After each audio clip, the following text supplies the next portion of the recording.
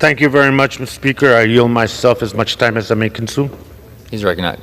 Gentleman's Thank you recognized. again, Speaker. Today I rise in opposition to this resolution.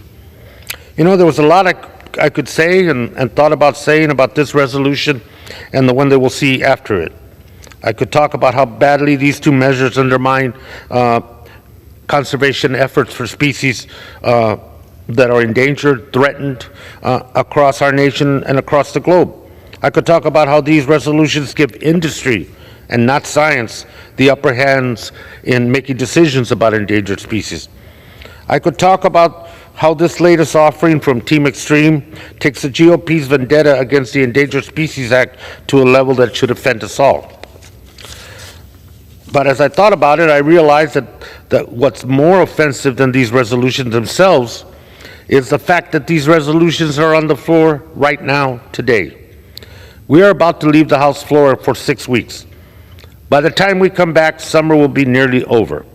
And if the current temperatures stay on track, it'll be one of the most brutal summers in this country's recorded history. In my home state of Arizona, Phoenix has broken records, which is now a 27-day streak of more than 110-degree heat. In Florida, the ocean heat wave has warmed the waters to 5 to 7 degrees above normal. That level of heat is a disaster for corals, marine life, and all the businesses and local economies that depend on them. And tragically, last month, a heat dome in Texas was so oppressive that it claimed 13 lives. That also happened to be the same month that was awarded the grim honor of being the hottest June ever on record, and July isn't looking any different. Climate change isn't about some distant warning about melting ice caps in the far-off future. The climate crisis is here. It is now. People are suffering, people are dying, and the GOP isn't doing a thing about it. This year, the Natural Resources Committee, the Republican majority, has had 0 hearings on climate change. They've introduced 0 bills to seriously address climate change. They've introduced 0 bills to help communities being hurt by climate change. And they've accepted 0 Democratic amendments to include climate change in any of their legislation. And today, Republicans have decided that the most important thing they could do before we leave for 6 weeks would be a couple of resolutions to kill off the lesser prairie chicken and the northern long-eared bat. We are about to go back to our districts, where our constituents will have questions about what we're doing to protect their homes, their businesses, their livelihoods from increasing threats of climate change and the crisis upon us. Good afternoon, friends. I have important news for Social Security. Payments are being sent out today to millions of recipients. But top economists are urging all retirees and seniors to prepare for a drastic change as inflation continues to cool. This cooling will affect all Social Security monthly checks. My dear friends, please make sure that you watch until the end of this video. Also, to say thank you for being part of this community.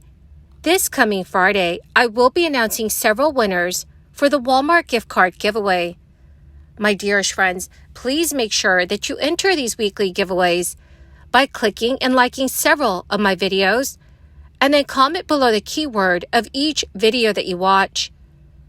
The more videos that you comment on, friends, the greater your chances of winning these giveaways. Today, the second batch of monthly Social Security disbursements were sent out to millions of retirees and seniors. And as inflation cools down, the odds are heating up that Social Security benefits will not rise as dramatically next year as they did in 2023. So retirees could be looking at a cost of living adjustment somewhere in the 3% range, which is less than half of the COLA increase that they saw in 2023. The group monitors inflation data to offer forecasts of potential COLA changes ahead. Another estimate is expected to be released on September 13th, 2023, and could be higher or lower, depending on new inflation data for the month of August. An exact percentage for the inflation adjustment will be known in mid-October. This year's COLA amounted to an 8.7% bump for Social Security benefits, as well as supplemental security income benefits. These were the biggest increases since 1981, when the inflation adjustment was 11.2%. The cost of living adjustment that was payable in 2022 was solid at 5.9%. No one should bank just yet on how much of an increase they might see in their Social Security benefits next year. Yet some observers say that an increase in the range of 2.7% to 3.2% remains a strong possibility. Mary Johnson, a policy analyst at the Senior Citizens League, told reporters, "We are returning to reality. However, the 3% is still above average."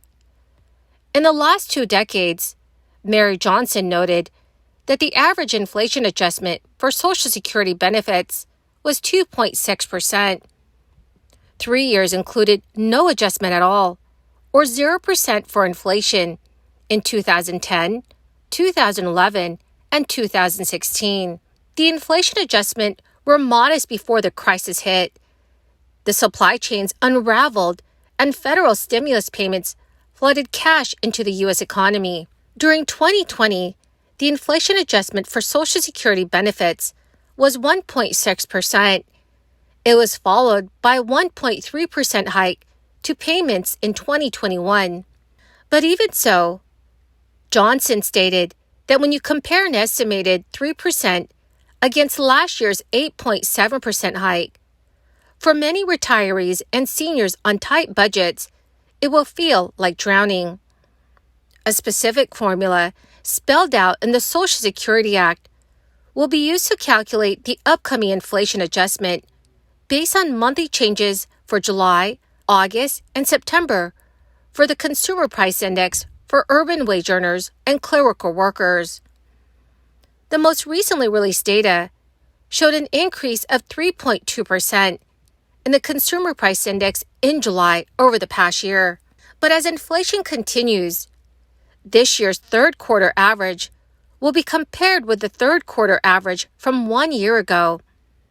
The percentage difference between the two is the amount of the COLA, which will be payable for the checks received in January 2024.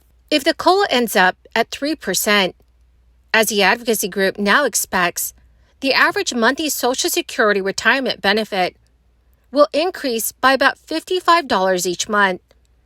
The average monthly benefit for all retired workers was $1,827 in January after the COLA adjustment this year.